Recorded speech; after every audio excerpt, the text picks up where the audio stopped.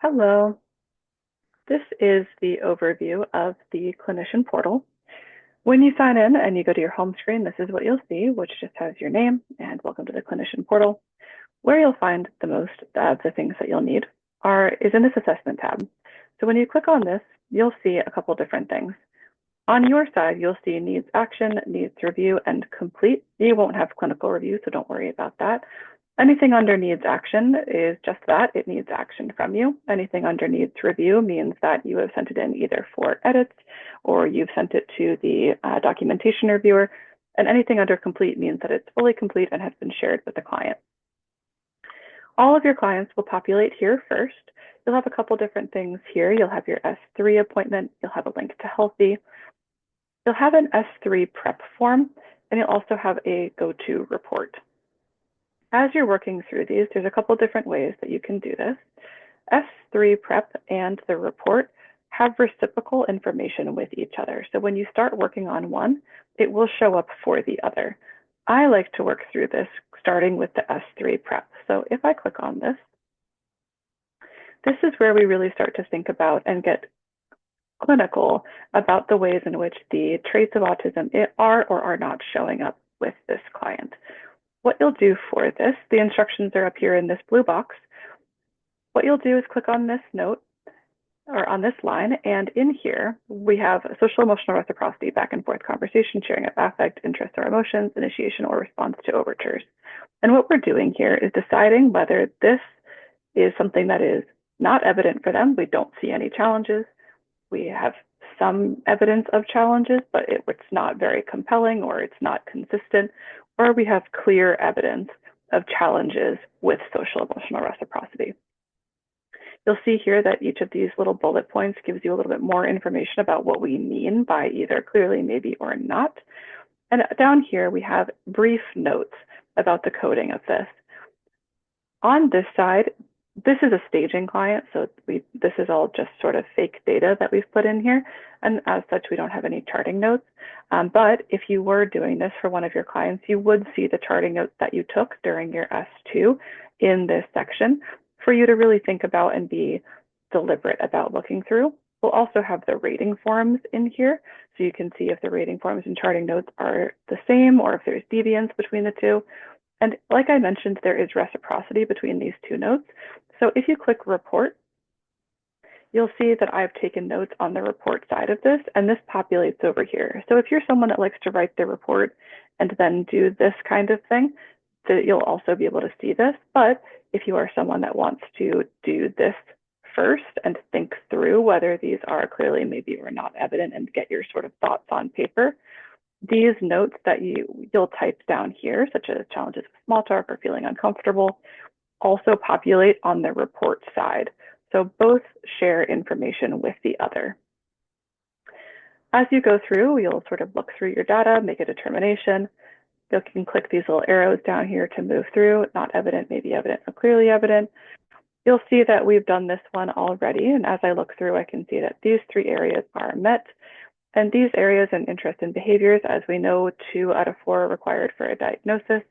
We can see that 4 out of 4 are met. We also will indicate down here age of onset. This childhood form for other are the signs or symptoms that were indicated on the SCQ or any follow-up. So early history form, phone calls, etc. This is all things that are reported by someone else. Then we also will do childhood self. These are client-described early signs of ASD in childhood, and both will be reported on in the report in that childhood form. Even if we have a very compelling SCQ, we will still always report what the client said. We also have functional impact self, how they're reporting that functional impact is showing up for them, and functional impact other, which is what we see on the ABAS and other ratings. Additionally, we have the impact of camouflaging and masking. This will tell us, if you click on this, it'll give you the Likert scale options. 1 is no evidence, all the way up to 10, which is evidence for extreme masking. And you can also take notes in here. When you're done with this, you'll use this little drop down to make a determination. We have autism level 1, level 2, or no diagnosis. If you do feel that your client has autism disorder level 2, please go to a drop-in or a consult with your lead. It is pretty unusual for our clients to have level 2 diagnosis, so please make sure you're getting support around that before you make that diagnosis. This person we know is level 1, so after that, you'll submit the DSM form. It will then take you to the strengths and recommendations section. This is a chance for you to write about their strengths and recommendations you have based on their diagnosis. This is automatically pulled into the S3 charting note for you to reference during the S3. This strengths section is a great place to talk about the things that the client is doing well, things you enjoyed about them, skills they reported. For some of our clients, we'll have a lot to say. They're very effusive about the things that they like, but please try to make sure that this is robust. This is a really good way for us to discuss with the clients the things that we know about them and the things that we know that they enjoy. Excuse me. For this client, we put in here that passion and commitment to causes that are meaningful to them is something that stood out, as well as their loyalty and love for their friends. Additionally, this will also pull up our recommendation bank, which is the same bank we use that is in the report writer. And this is a chance to pull in recommendations for clients who meet the full diagnostic criteria. And if they don't meet diagnostic criteria, we'll still pull in recommendations. They'll just be slightly different. This is a really good chance for us to be specific about the things that this client might need. We have therapy options, we have medication options, we have all kinds of things, including things like how to make sure that they're getting further evals if they need it, how to make sure that they're sharing this with medical providers, as well as things like self-care, health and stress management, executive functioning, all kinds of things. So please take the time to be thoughtful about this and what these things might be that your client may need. Anything you put on this side, say that I'm going to copy this and add this down here, will populate into the report writer too. So if you submit and go to report, what will populate is this page. Again, this is all staging. This is all fake information. You'll see your client name. You'll just need to make sure on this page that we have all of this is correct based on what you have in Healthy. We have plenty of options for the pronouns, and all of this will populate into the report writer. This also gives you a rating forms overview, so we can just make sure that we are remembering where these things are coming from and who did them, and looking at, oh yes, this is very extremely low. Yes, I remember this about this client. When you hit proceed, it will take you to our report writer, and you will see that we have a template that automatically generates in here. To use this, please hit this expand button, and this will take you to charting notes, as well as the intake form and any AI feedback. Obviously, as this is not a true client, we don't have any charting notes, but this is a chance for you to sort of use what was indicated in S1, input things, oh, she's 63, that's right, she works as a teacher, swapping these things out, and using these little buttons to toggle between these sections. Evaluation tools, anything that's not indicated we'll take out, anything we didn't use.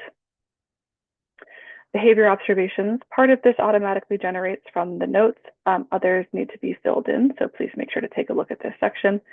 And then as you get into social emotional reciprocity, we have a couple different things that happen. One is we have our template in here, but we also have on this side our rating forms. We have specifically chosen the different options within the rating forms to populate in their appropriate sections. So for example, I don't mind being out of step or not on the same wavelength with others. This will be the only place that populates. All you need to do is say on a self-report, hit copy and paste it right in. If you scroll down, you'll also see that we have SRS reference. Again, you'll just have to type in, or we have in here, Jordan's fiance reported, clearly evident, unclear, you'll make that determination, and then copy and paste what they said into here too. If this person had an SCQ, which they don't, this is also in here. So if that was on here, you would use this SCQ, from Lifetime Forms. You can then say, copy paste, whatever the parent said. Charting notes will also populate in here.